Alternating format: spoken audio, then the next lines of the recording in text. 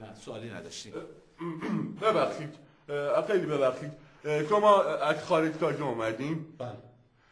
باز ببخشید من قصد جسارت ندارم، میخواستم ببینم که شما گیراییتون خیلی ضعیفه. آره ضعیفه. یعنی گیرایی من ضعیفه. ببخشید به قولی مسائل خیلی دیر میگیرید. ببخشید من مسائل رو خجالت بکشید. من گیراییم ضعیفه، مسائل رو دیر میگیرم. خجالت بکشید. من به نظر شما احترام میذارم. من به نظر شما و شما احترام میذارم. کسی هست از شما که راجع به فرهنگ و رسوم و آداب مکزیک چیزی بدونه؟ آقا ما یه فیلم مکزیکی دیدیم. بسیار خوبه، بسیار خوبه. اتفاقا من میخواستم بگم که در واقع فوتبال یک کشور رو از اخلاق، فرهنگ و رسوم و حتی هنر در واقع اون کشور میشه شناخت که مردم اون کشور چطوری فوتبال بازی میکنن. خب میشه شما جانم میشه شما اون فیلم رو برای ما تعریف کنی؟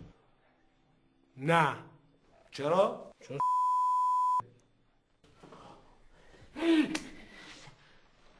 خب از اونجایی تعریف کنیم که نداره. متشکرم. آها، 2 تا مرد مکزیکی بودن.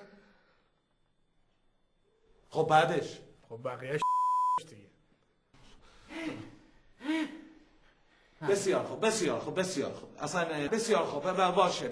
جانم. ببخشید میخواستم ببینم شما به قولی عصبی هستید. نه من اصلا عصبی نیستم. من عصبی نیستم آقا. من عصبی نیستم آقا.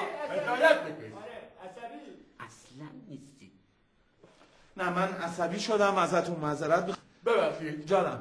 البته خیلی ببخشید، به قولی شما بار فنیتون ضعیفه نه؟ ضعیفه. آره بار فنی من ضعیفه. چون شما بایستی فرد سپاسی و با مکزیک یکی میدون. البته ببخشید من بار فنیم ضعیفه. بسیار خجالت بکشید. من معذرت جانم. ضعیف نیست، قویه. خیلی بارتونه.